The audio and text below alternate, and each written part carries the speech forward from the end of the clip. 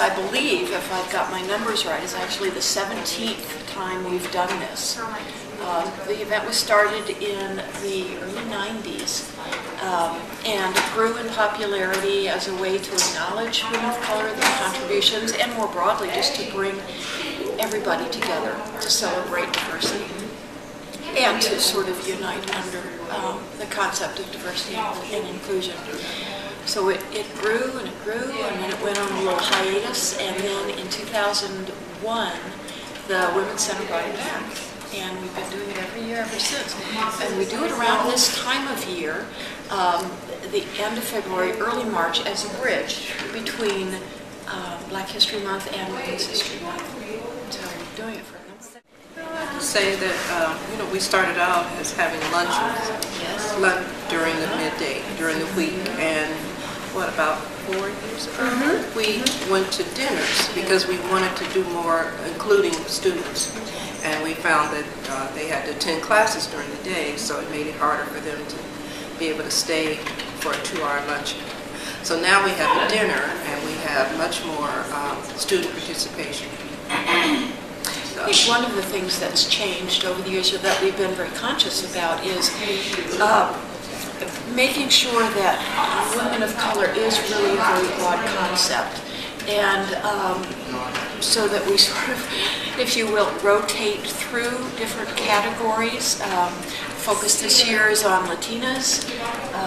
In previous years, we focused a little more on Asian women or Asian American women, African American women. So, we try to make sure that the concept of women of color is really broadly defined. What do you want to share with us tonight? I'm going to talk a little bit about me and my challenges as a migrant farm worker, as a woman leaving from a little town 2,000 miles away and coming by herself to Columbus. The experiences that I went through, the learnings that went through, the rewards that I've received, such as getting my college degree, being able to go through the National Hispanic Leadership Institute training, fellowship training, having access to all male centers like the Center of Creative Leadership, having the ability to see my parents proud of me as I get my diploma,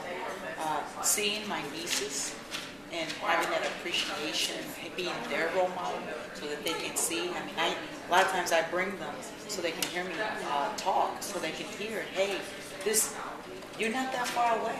It's not unattainable. I live by the model that can't mean won't. I always tell my nieces that. You can't, it doesn't work. Can't mean won't. Think about if everybody who wanted to create a plane, somebody who wanted to fly off a building and didn't build a parachute. We've done, as human beings, we've done amazing things. So if you keep on working on can't, then you just don't want to do it. Talking about women that have been influential in my life, the importance of mentoring, finding a mentor, being a mentor yourself. My dream is actually with the school board. I sit as the chair of the Public Engagement Committee.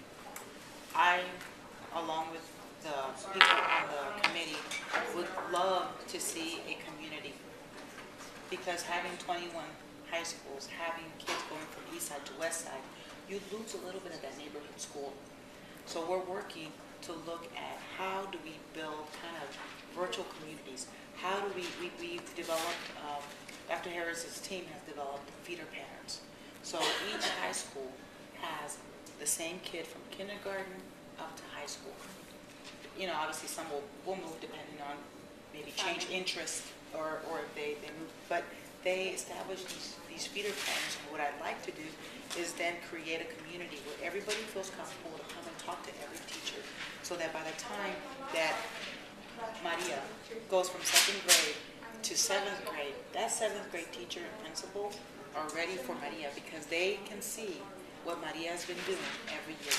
They know how to engage the parent, and they create that. We're working on developing an ambassadors program that is actually modeled after one that's out in Boston, where we bring in parents, community leaders, and we put them through a series of classes that teaches them about the school district. And then they become ambassadors, and they're able to let other people know what Columbus City Schools is about, because we're still remembered as the school that had 43% graduation. People don't look at Columbus City Schools as a school with 78% graduation. They don't look at as the school with a silver applicant as cause and centennial, and some of our bigger high schools that have been recognized by USA Today. They don't see those things. They remember the bad things. So that is my biggest challenge. And then we're hoping April 30th, I'm bringing a little bit of me to Columbus City Schools, and we're celebrating Dia de los Niños in 5 different zones within the community, so that we are still celebrating our kids. And we're hoping that that's an opportunity for our parents to come and visit our schools and give us an opportunity to tell them what's going on. Because every year they take a survey and they give us feedback, but we're not very good at providing that hey, we hear you, we understand, we know what the challenges are, we know that you're concerned with safety, we know you're concerned with how do I teach my kid if I myself don't have those tools. We know that you want to have more access to our schools, and this is what we're going to do. Give us the opportunity to talk to you, but at the same time, we want to welcome you to our organization. So right now, the only thing I can think of is being active in creating change within the school district. Thank you so much. All those topics will be great for our students, really.